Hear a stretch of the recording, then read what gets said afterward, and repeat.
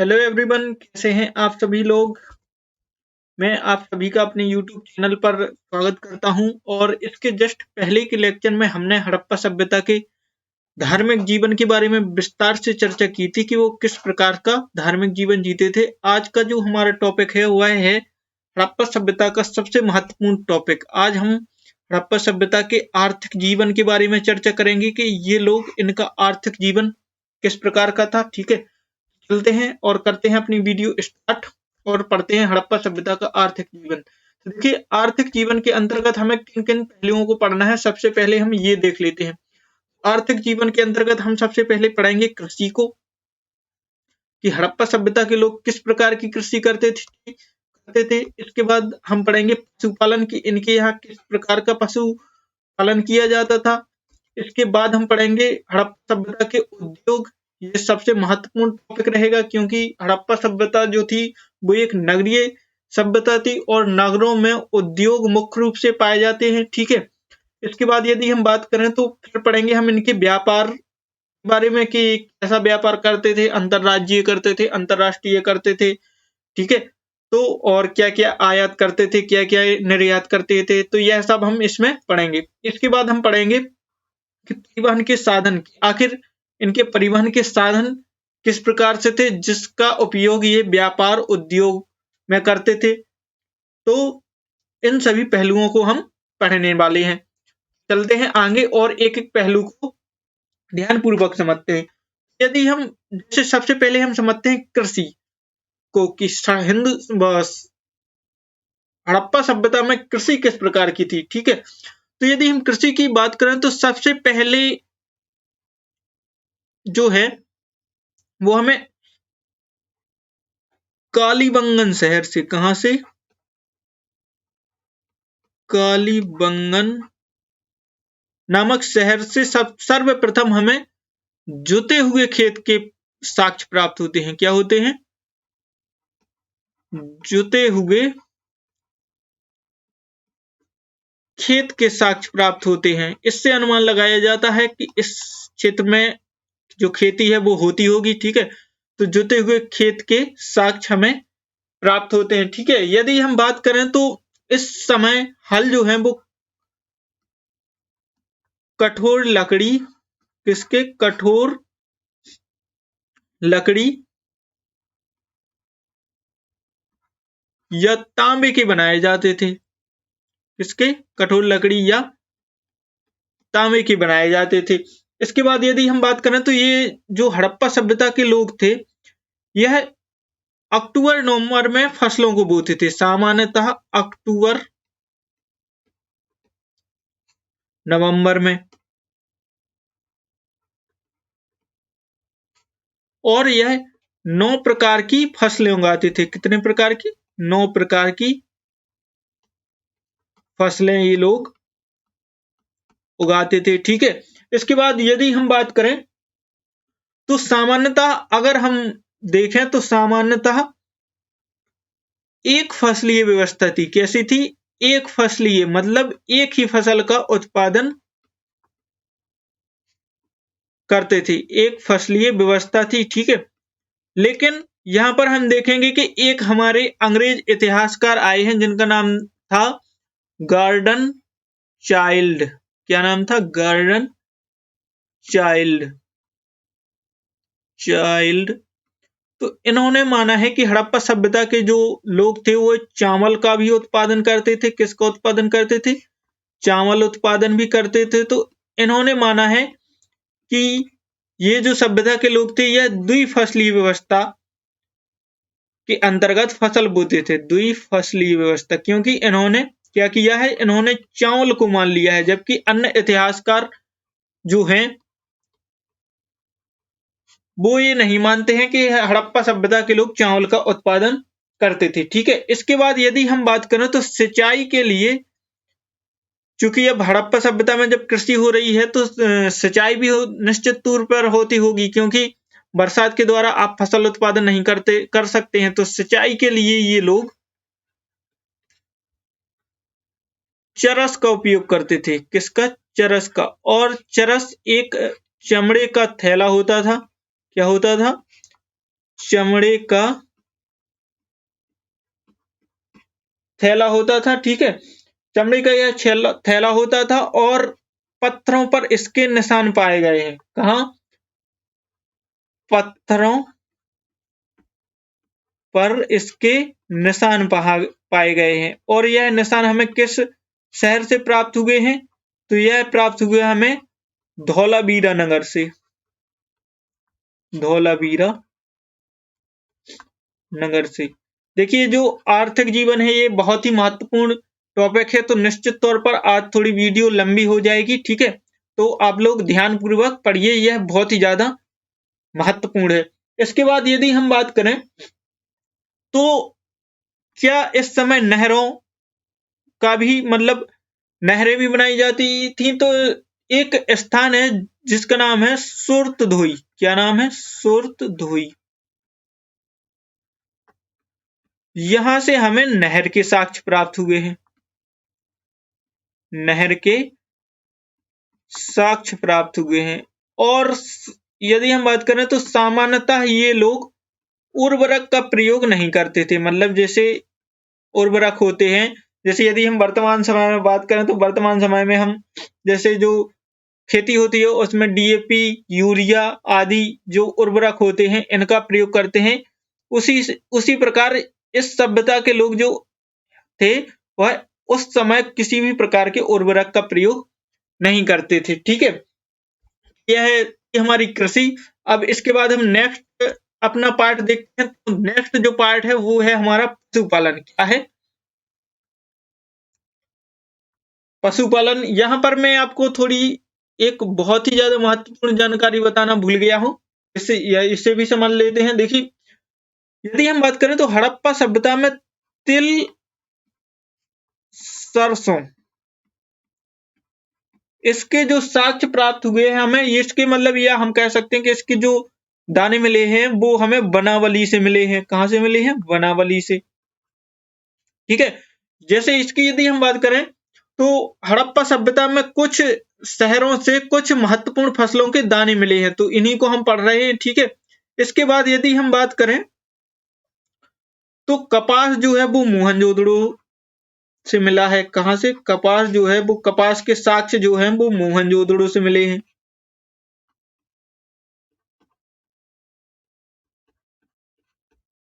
इसके बाद यदि हम बात करें तो बाजरा जो है यह लोथल से प्राप्त हुआ है। मतलब इसके साक्ष्य लोथल से प्राप्त हुए हैं, ठीक है। और यदि हम कोदो की बात करें, कोदे कुटकी होते हैं जो, ये जो है वो हमें रोजेदी से इसके साक्ष्य मिले हैं। कहां से? रोजेदी से। तो यह मैं आपको बताना भूल रहा था, तो इस कारण से मैंने बता दिया है। ये बहुत ही महत्वपूर्ण है, ठीक है। तो इनको आप याद कर लीजिएगा। इसके बाद यदि हम देखें तो अब हमारा जो सेकंड पार्ट है वो है पशुपालन, ठीक है। तो सबसे पहला सवाल तो हमारे मन में यही उठता है कि ये लोग पशुपालन क्यों करते होंगे, ठीक है। तो यदि हम पशुपालन को देखें तो ये लोग पशुओं को पहली बात तो माल वाहक के रूप में प्रयोग करते होंगे। मालवाहक, या मतलब जो इनके परिवहन के साधन होते थे उनमें पशुओं का प्रयोग करते थे, ठीक है। इसके बाद यदि हम बात करें तो इनसे पशुओं से यह भोजन भी प्राप्त करते होंगे, जैसे मांस हो गया, ठीक है। और कुछ दुधारू पशु होते थे तो इनसे ये लोग क्या करते थे? दूध भी प्राप्त करते होंगे, ठीक है। इसके बाद यदि हम बात करें तो पशुओं को यह विनिमय, वस्तु विनिमय के समान उपयोग करते होंगे। क्या? वस्तु विनिमय। मतलब किसी चीज को जब खरीदना है तो वो कहेंगे कि आप हमारे पशु को ले जाइए और हमें यह वस्तु दे दीजिए, ठीक है। तो ये वस्तु विनिमय में भी इनका प्रयोग करते होंगे, ठीक है। और कृषि में इनका उपयोग करते थे, जैसे बैल हो गए, तो जैसे खेतों को जोतना है तो बैलों का उपयोग करेंगे, ठीक है। और यदि जैसे भैंसों का प्रयोग करेंगे, मतलब भैंसा का प्रयोग कर सकते हैं, ठीक है। गधों का प्रयोग कर सकते हैं। तो इस प्रकार ये लोग कृषि में इनका उपयोग करते होंगे। इसके बाद यदि हम बात करें पशुपालन में ही, ठीक है, तो यदि हम बात करें तो ये लोग मुख्यतः जो है वो गाय, ऊंट, बकरी, भेड़, ठीक है, और हाथी, इन सभी पशुओं को पालते होंगे, ठीक है। संभवतः इन सभी पशुओं को ये लोग पालते हैं, ठीक है। और यदि हम बात करें घोड़ा की, तो घोड़ा सामान्यतः ये लोग घोड़े से परिचित नहीं थे, ठीक है। लेकिन जो लोथल नगर है, कौन सा नगर है, जो लोथल नगर है, यहां से घोड़े की आकृति का एक खिलौना प्राप्त हुआ है। क्या? घोड़े की आकृति का एक खिलौना प्राप्त हुआ है, ठीक है। और जो एक स्थान है जिसका नाम है क्या, जिसका नाम है सुतकोटदा, सुतकोटदा, यहां से जो है घोड़े के अस्थि पंजर प्राप्त हुए हैं। क्या हुए हैं? अस्थि पंजर। तो ये जानकारी आप लोग याद रखना, ठीक है। इसके बाद यदि हम बात करें तो इनके लिए जो सबसे पूजनीय पशु था वह था कुबड़दार से बैल। क्या था? कुबड़दार बैल। इसकी चर्चा हम लोग धार्मिक जीवन के अंतर्गत कर चुके हैं, ठीक है। इसके बाद यदि हम बात करें तो पशुपालन में ही, इसके बाद यदि हम बात करें तो जो आपके हाथी हैं, जैसे यहां पर हम देखते हैं कि कुछ जो महत्वपूर्ण पशु हैं उनके कुछ शहरों में उपस्थित होने के प्रमाण मिले हैं या उन शहरों में होने के इनके साक्ष्य मिले हैं। तो उन जानवरों को हम देख लेते हैं और उन शहरों को देख लेते हैं। तो यदि जैसे हाथी की बात करें तो ये मोहनजोदड़ो से इसके साक्ष्य मिले हैं, मोहनजोदड़ो,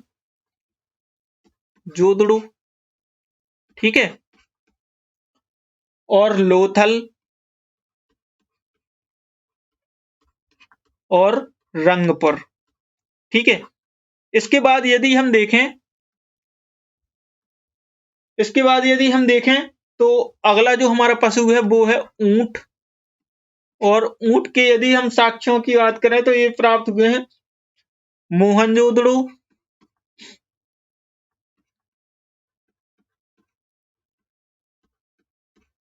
हड़प्पा, कालीबंगा।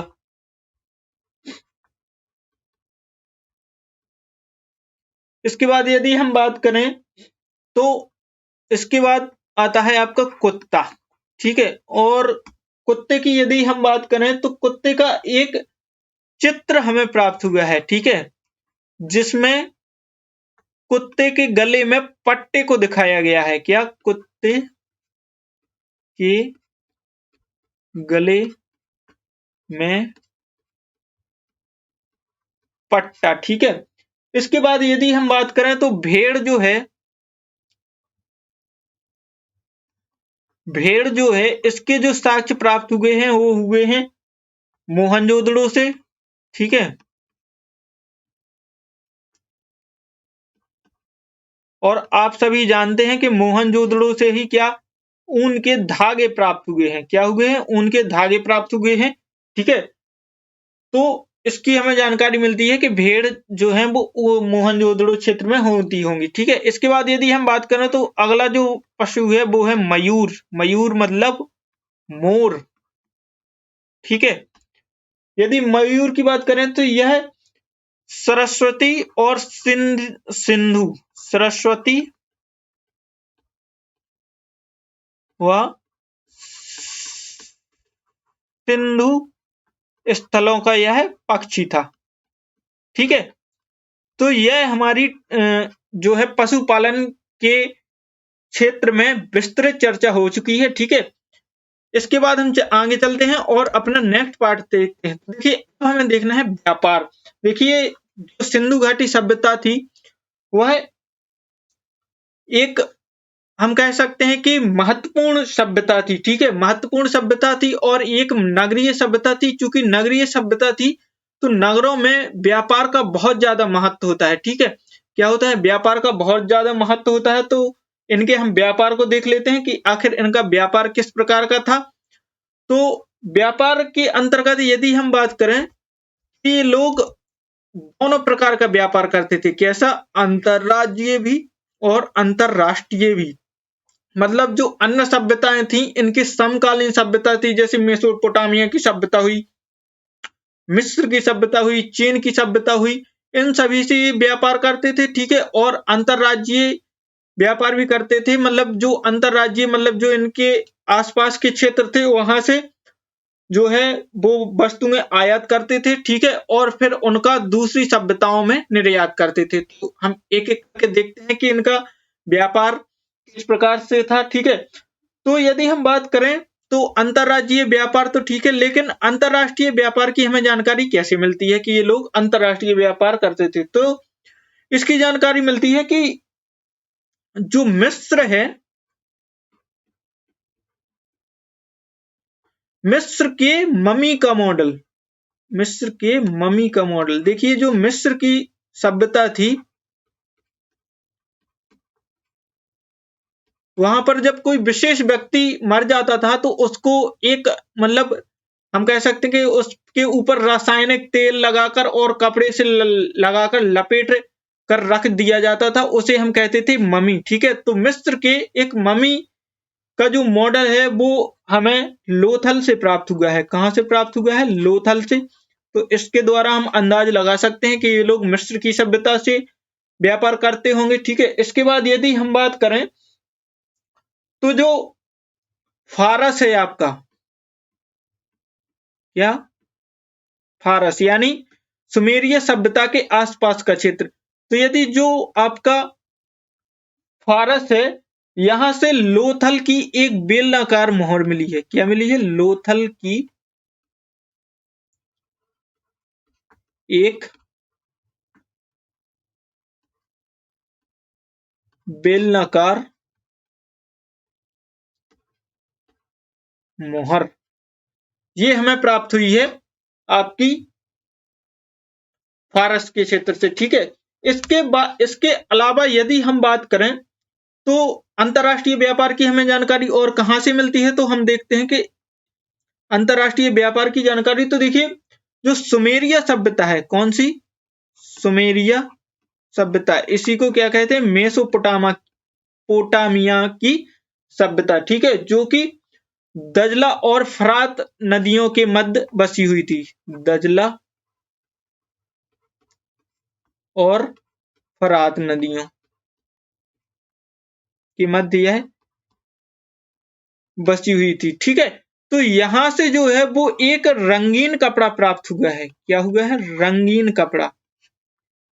इस रंगीन कपड़े पर सिंधु घाटी सभ्यता की एक मोहर लगी हुई है, ठीक है। और मोहर भी जो है वो है एक श्रृंगी पशु की, एक श्रृंगी पशु की। तो इसके द्वारा हमने अनुमान लगाया कि इस सभ्यता के जो लोग हैं वो मतलब सुमेरिया सभ्यता से व्यापार करते होंगे, ठीक है। इसके बाद यदि हम बात करें तो जो सुमेरिया सभ्यता है इसका हमें एक अभिलेख प्राप्त हुआ है जिसका नाम है सारगोन अभिलेख। क्या नाम है? सारगोन अभिलेख। यह सारगोन जो था, यह सुमेरिया सभ्यता मतलब जो सुमेरिया सभ्यता थी उसका एक वंश था ये सारगोन, ठीक है। इसका ये वंश था और इसके एक राजा थे जिनका नाम था अर्काड। क्या नाम था इनका? अर्काड। इन राजा ने इस सारगोन अभिलेख को लगभग 2300 ईसा पूर्व में लिखवाया था। कब? 2300 ईसा पूर्व, मतलब उसी समय जिस समय की यह सिंधु घाटी सभ्यता है, ठीक है। और इस में उन्होंने लिखवाया था कि जो हड़प्पा, जो उरनगर के वासी हैं, ठीक है, उरनगर यानी सुमेरिया सभ्यता, सुमेरिय सभ्यता को कहते थे उरनगर, सुमेरिय सभ्यता, ठीक है। उरनगर के वासी, और यह जो मेलुहा शब्द के साथ, मेलुहा के साथ व्यापार करते थे। यह जो मेलुहा शब्द है यह प्रयोग किया गया है हड़प्पा सभ्यता के लिए। किस सभ्यता के लिए? हड़प्पा सभ्यता के लिए। तो यह क्वेश्चन कई बार एग्जामों में पूछ चुके हैं कि जो मेलुहा शब्द है वह किस सभ्यता के लिए प्रयोग किया गया है, ठीक है। तो ये किया गया है हड़प्पा सभ्यता के। तो इस अभिलेख में लिखा हुआ है कि जो उरनगर के वासी थे वह मेलुहा यानी हड़प्पा सभ्यता के साथ व्यापार करते थे, ठीक है। और यदि हम बात करें तो देखिए, जो हड़प्पा सभ्यता थी यह भारत के क्षेत्र में स्थित थी, ठीक है। और जो ये सुमेरिया सभ्यता थी यह ईरान इराक के क्षेत्र में स्थित थी। तो इनके बीच में एक स्थल था जिनका नाम था मगन या दिलमुन। ये एक बीच का क्षेत्र था जिस पर मतलब जब जैसे हड़प्पा सभ्यता के लोग जैसे व्यापार करते थे तो इस क्षेत्र पर रुकते थे, ठीक है। बीच में आराम करने के लिए इस क्षेत्र पर रुकते थे और फिर सुमेरिया सभ्यता जाते थे, और जब सुमेरिया सभ्यता से लौटते थे तो भी इस क्षेत्र पर रुकते थे, और फिर उसके बाद हड़प्पा सभ्यता पर आते थे, ठीक है। और यदि हम व्यापार की बात करें तो यदि हम जैसे भुगतान संतुलन, व्यापार के अंतर्गत हम लोग भुगतान संतुलन की बात करें, भुगतान संतुलन, तो सबसे पहले यदि भुगतान संतुलन की बात करें तो भुगतान संतुलन उसे कहा जाता है जैसे आप किसी देश के साथ व्यापार करते हैं, ठीक है। तो व्यापार को कहा जाता है भुगतान संतुलन, ठीक है। और यदि हम भुगतान संतुलन की बात करें तो यह सिंधु सभ्यता के पक्ष में था। सिंधु घाटी सभ्यता के लोगों की यह पक्ष में था, ठीक है। पक्ष में कैसे? मतलब जो सिंधु घाटी सभ्यता के लोग थे ये निर्यात ज्यादा करते थे, ठीक है। क्या करते थे? निर्यात ज्यादा करते थे और आयात कम करते थे, आयात कम करते थे। इस कारण से जो भुगतान संतुलन था वह इनके पक्ष में था, ठीक है। इसके बाद यदि हम बात करें, अब हम देख लेते हैं कि ये कौन कौन सी वस्तुओं का निर्यात करते थे और कौन कौन सी वस्तुओं का आयात करते थे। तो निर्यात के अंतर्गत हम देखेंगे कि ये लोग वस्त्र, मनके, बहुमूल्य पत्थर और हाथी दांत का प्रयोग करते थे, ठीक है। उस समय मतलब हाथी दांत की कीमत बहुत अधिक थी। हाथी दांत एक ऐसी महत्वपूर्ण, हम कह सकते हैं कि वस्तु थी जिसकी कीमत इतनी अधिक थी कि इसे सोने के भाव के समान तोला जाता था, मतलब सोने के भाव के बराबर, ठीक है। और ये लोग बहुमूल्य पत्थर जो है उसका निर्यात करते थे, मनके निर्यात करते थे और वस्त्र जो थे उनका निर्यात करते थे, ठीक है। इसके बाद यदि हम बात करें तो ये लोग आयात भी करते थे, जैसे जो इनके आसपास के क्षेत्र थे वहां से ये लोग आयात करते थे, ठीक है। और फिर इन्हीं जो आयात की हुई वस्तुएं हैं इन्हीं को दूसरी सभ्यताओं को भेज देते थे, ठीक है। तो इससे भी इन्हें फायदा होता था।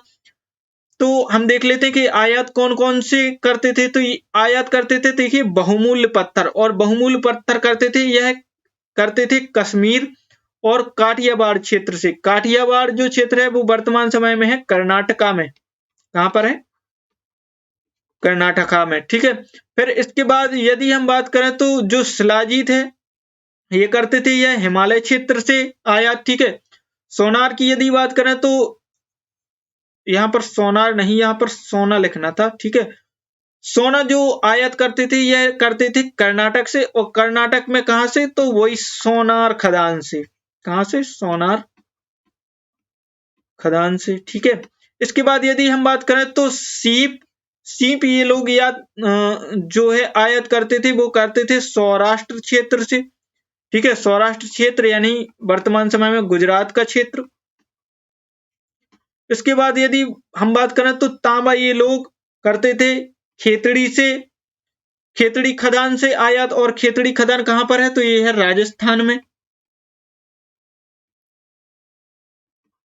इसके बाद यदि हम बात करें तो चांदी और टिन, चांदी और टिन यह करते थे ये लोग ईरान और इसके साथ साथ अफगानिस्तान।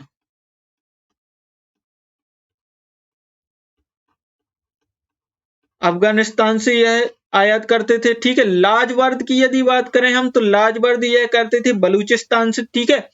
और यदि हम सेल खड़ी की बात करें, ठीक है, जिसका उपयोग मोहरे बनाने में किया जाता था, ठीक है। तो इस सेल खड़ी का उपयोग मतलब आयात ये लोग राजस्थान और बलूचिस्तान से करते थे, ठीक है।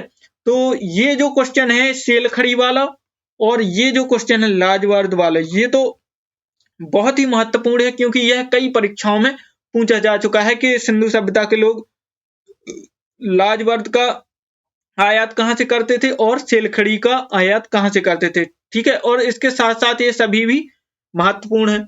इसके बाद यदि हम बात करें, तो अब हम देख लेते हैं कि परिवहन के साधन, इनके परिवहन के साधन किस प्रकार से थे, मतलब ये लोग परिवहन कैसे करते थे। क्योंकि यदि जैसे व्यापार करते होंगे, तो जब व्यापार के लिए सामान जो है वो एक स्थान से दूसरे स्थान तक ले जाते होंगे, तो उसके लिए परिवहन के साधनों की आवश्यकता होती होगी, ठीक है। तो हम देख लेते हैं कि ये लोग परिवहन का साधन किस प्रकार से करते थे, ठीक है। तो यदि हम सिंधु सभ्यता के लोगों की बात करें, तो परिवहन जो है वो स्थल मार्ग और जल मार्ग दोनों से होता था। कैसे होता था? स्थल मार्ग से भी होता था और जल मार्ग से होता था। इसकी हमें जानकारी कहाँ से प्राप्त होती है? तो यदि हम स्थल मार्ग की बात करें, जो स्थल मार्ग है, स्थल मार्ग के लिए हमें एक तांबे की इक्का गाड़ी प्राप्त हुई है। क्या? तांबे की इक्का गाड़ी, तांबे की इक्का गाड़ी। और यह जो इक्का गाड़ी है, यह हमें हड़प्पा से प्राप्त हुई है। कहां से प्राप्त हुई है? हड़प्पा से प्राप्त हुई है, ठीक है। तो इसके द्वारा हमें जानकारी मिलती है कि ये लोग स्थल मार्ग से व्यापार करते होंगे, ठीक है। और यदि हम जलमार्ग की बात करें, तो जलमार्ग के अंतर्गत एक सबसे पहला तो है कि यहाँ पर एक लोथल बंदरगाह था, ठीक है। लोथल एक जो शहर था, वह एक प्रमुख बंदरगाह था, ठीक है। तो इसके द्वारा हमें एक तो जानकारी मिलती है कि ये लोग जो है वो जलीय मार्ग द्वारा भी व्यापार करते थे। इसके साथ साथ मोहनजोदड़ो से एक सेल खड़ी की मोहर प्राप्त हुई है। क्या? मोहनजोदड़ो से एक सेल खड़ी मोहर, मतलब सेल खड़ी की मोहर प्राप्त हुई है। सेल खड़ी एक प्रकार की मिट्टी होती होगी जिसकी मोहरें बनाई जाती होंगी, ठीक है। तो सेल खड़ी की मोहर प्राप्त हुई है, जिस पर एक बहुत बड़े जहाज का चित्र बना हुआ है। क्या बना हुआ है? जहाज का चित्र। तो इसके द्वारा हम अनुमान लगाते हैं कि ये लोग जहाजों से, मतलब पानी वाले जहाज से परिचित थे और जलीय मार्ग के द्वारा व्यापार करते होंगे, ठीक है। इसके बाद यदि हम बात करें, तो हम देख लेते हैं कि वित्तीय व्यवस्था, कि आखिर इनकी वित्तीय व्यवस्था किस प्रकार से थी। तो वित्तीय व्यवस्था को हम देख लेते हैं। तो वित्तीय व्यवस्था के अंतर्गत यदि हम बात करें, तो ये लोग मुख्य रूप से वस्तु विनिमय प्रणाली पर आधारित थी। मतलब इनकी वित्तीय जो व्यवस्था थी वह वस्तु विनिमय प्रणाली, वस्तु विनिमय प्रणाली। जैसे मतलब मान लीजिए कि ये दो लोग हैं, ठीक है। एक ये लोग हो गया और एक ये लोग हो गया। तो मान लीजिए जैसे इसके पास गेहूं हुआ है, ठीक है, और इसके पास जौ हुआ है। तो यह जो व्यक्ति है, यह इससे कहेगा कि आप एक काम कीजिए, हमें 10 किलो हमारे जो गेहूं हैं वो ले लीजिए और हमें 10 किलो जो जौ हैं वो दे दीजिए, ठीक है। तो यह कहलाती है वस्तु विनिमय प्रणाली। मतलब वस्तु जो थी उनको अदल बदल कर अपना काम चलाते थे ये लोग, ठीक है। इस तो यह थी वस्तु विनिमय प्रणाली। इसके बाद हम यदि देखें, अब हम देख लेते हैं कि इनकी नापतोल की व्यवस्था कैसी थी, ठीक है। तो नापतोल की यदि हम बात करें, तो मोहनजोदड़ो से एक तांबे का तराजू प्राप्त हुआ है। कहां से? मोहनजोदड़ो से। मोहनजोदड़ो जो एक आपका शहर है, यहां से एक तांबे का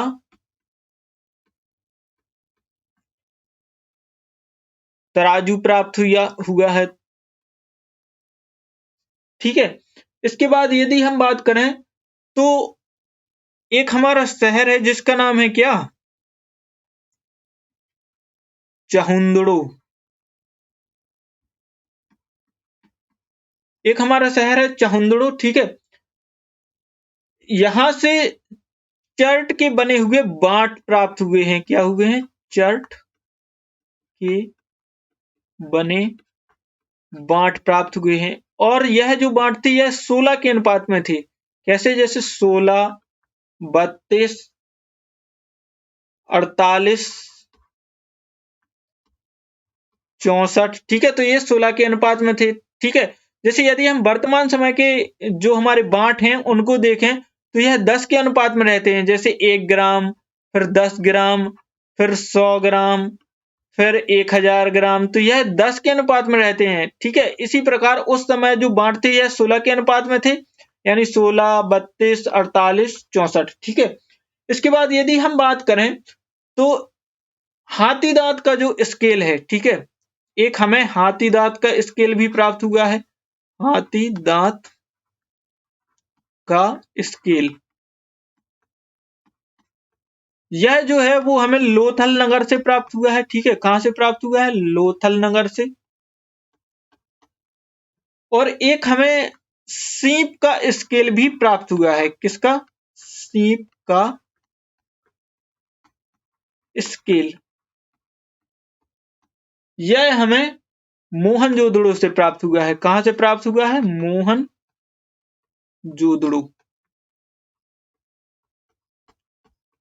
ठीक है। मोहनजोदड़ो से प्राप्त हुआ है। इसके बाद हम देख लेते हैं कि देखिए जो है, इसके बाद हम देख लेते हैं कि यहां पर मैं उद्योग को बताना भूल गया था, तो आप उद्योगों को भी समझ लीजिए कि यहाँ पर उद्योग किस प्रकार के थे, ठीक है। तो उद्योगों को हम लोग समझ लेते हैं कि उद्योग यहाँ पर किस प्रकार से थे, क्योंकि देखिए हड़प्पा जो सभ्यता थी वह एक नगरीय सभ्यता थी, ठीक है। और नगरीय सभ्यता में उद्योगों का बहुत महत्वपूर्ण योगदान होता है, क्योंकि मैंने आपको बताया था कि यहाँ की 50% से ज्यादा जनसंख्या कृषि कार्य करती थी, मतलब कृषि कार्य नहीं करती थी, ठीक है। तो वो लोग क्या करते होंगे? तो वो लोग उद्योग करते होंगे निश्चित तौर पर। तो उद्योगों का इस क्षेत्र में मतलब बहुत महत्वपूर्ण योगदान था। तो हम एक एक करके उद्योग और देख लेते हैं कि कौन कौन से उद्योग थे और वह किस किस क्षेत्र में विकसित थे। जैसे सबसे पहले यदि हम बात करें तो सबसे पहले आता है आपका वस्त्र उद्योग।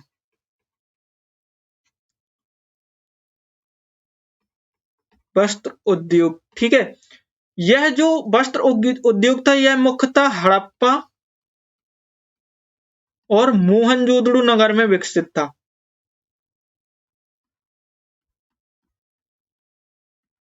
मोहनजोदड़ो नगर में विकसित था और यह सबसे प्रमुख उद्योग था, मतलब सबसे प्रमुख उद्योग जो था वह वस्त्र उद्योग था, ठीक है।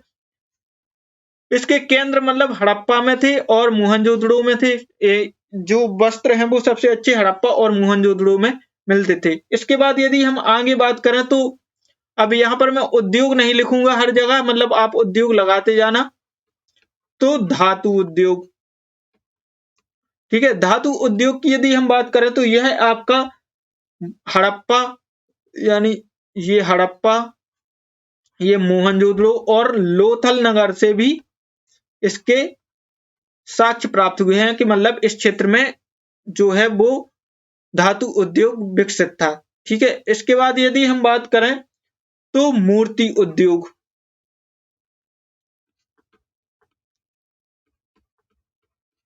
मूर्ति जो उद्योग है यह हड़प्पा,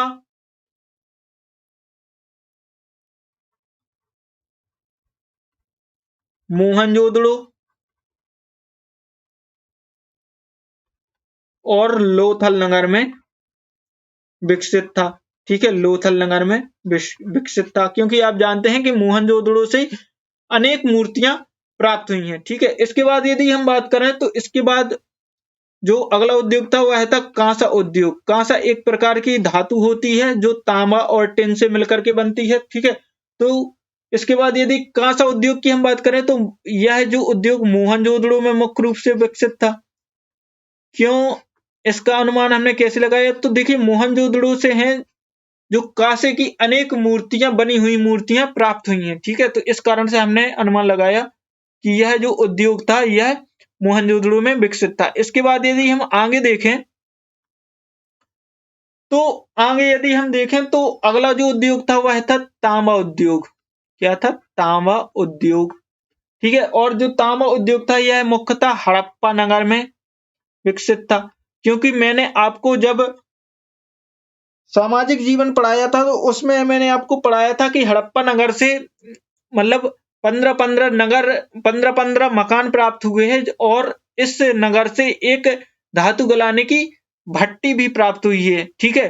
तो संभवतः ये लोग तांबे को गलाने का काम उस समय करते होंगे, ठीक है। और इस कारण से जो हड़प्पा है यह मतलब जो तांबा उद्योग है इसका प्रमुख केंद्र था।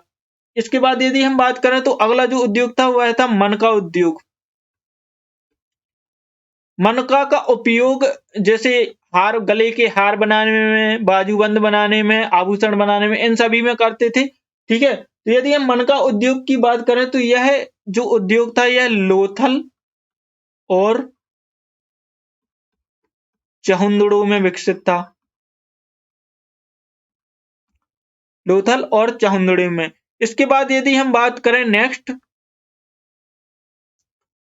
तो जो नेक्स्ट उद्योग था वह था चूड़ी उद्योग। क्या था? चूड़ी उद्योग। और चूड़ी उद्योग की यदि हम बात करें तो चूड़ी उद्योग जो है वो चहुंदड़ो और कालीबंगा शहर में विकसित था।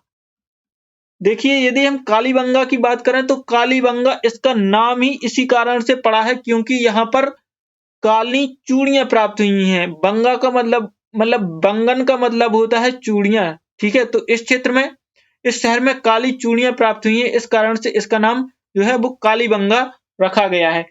इसके बाद यदि हम बात करें तो देखिए प्रसाधन सामग्री मतलब मेकअप,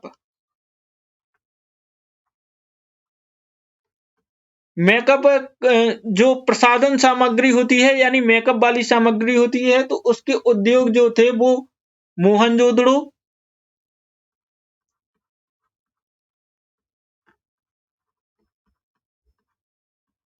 और चहुंदड़ो में विकसित थे। कहां पर? चहुंदड़ो में विकसित थे, ठीक है। चहुंदड़ो में विकसित थे, ठीक है। और यदि हम चहुंदड़ो से बात करें तो चहुंदड़ो से एक हमें मेकअप बॉक्स, यहां पर मैं लिख देता हूं, आप यहां पर समझ जाना। चहुंदड़ो से हमें एक मेकअप बॉक्स,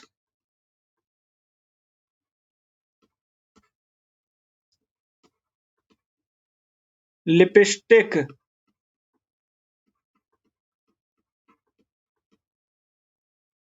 और मतलब आंख में काजल लगाने वाली सिलाई प्राप्त हुई है, ठीक है। तो ये वस्तुएं हमें चहुंदड़ो से प्राप्त हुई हैं। इसके बाद यदि हम बात करें तो जो हाथी एक उद्योग मिलता है, कौन सा? एक उद्योग मिलता है आपका हाथी दांत उद्योग। हाथी दांत उद्योग ये, और यह जो उद्योग था यह विकसित था आपका लोथल नगर में। इसके बाद यदि हम बात करें तो सीप उद्योग एक मिलता है हमें, और यह जो सीप उद्योग था यह विकसित था बालाकोट में।